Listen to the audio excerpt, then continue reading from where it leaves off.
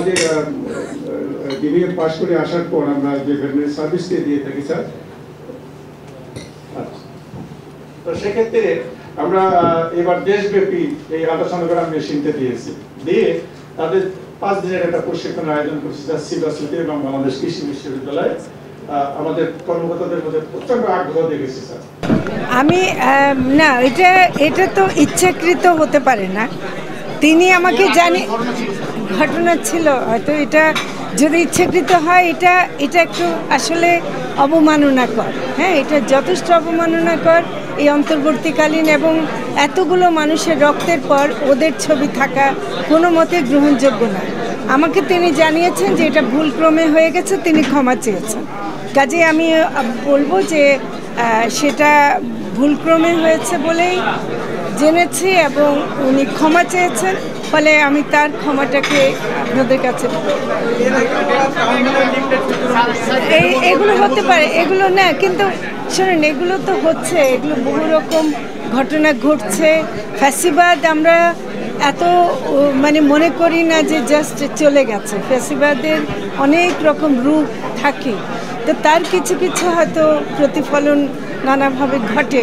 আমরা যখন যেটা টের পাই সেটা ব্যাপারে ব্যবস্থা। আপনারা এত ডিটেইলে জিজ্ঞেস করলে তো আমি তো জানতাম, ব্যাপারটা তো আমাকে জানতে হবে আর একটু ভালো করে। আমি অবশ্যই এটা ব্যবস্থা নেব। এখন আপনারা ডিজি মহোদয়ের কথা শুনলেন, একটা কথা হলো যে মৎস্য প্রাণী সম্পদ মন্ত্রণালয়ের এটা দায়িত্ব যে আসলে রোগটাকে নিয়ন্ত্রণ করা, কারণ আমরা নিরাপদ মাংস, ডিম, দুধ এগুলো দিতে চাইলে আমাদের এই প্রাণীগুলোকে আমরা নিরাপদ করতে হবে, রোগ মুক্ত করতে হবে বাংলাদেশে। সেজন্য আমরা ভ্যাকসিন উৎপাদন আমরা আমদানি করার কারণে এটা অনেক দাম বেড়ে যায়, প্রাইভেট সেক্টরে অনেক খামারিদের অনেক অসুবিধা হয়।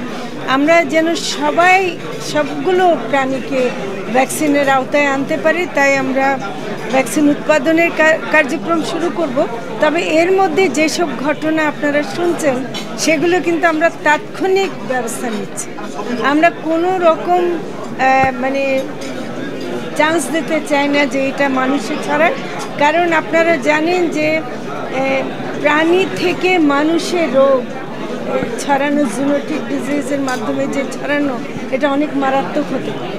সেজন্য এটা বিশ্ব স্বাস্থ্য সংস্থার সাথে আমরা কাজ করছি, যেটাকে বলে ওয়ান হেলথ কনসেপ্ট, যে আমরা মানুষের স্বাস্থ্য এবং প্রাণীর স্বাস্থ্য একই সাথে আমরা রোধ করব, সেটাই।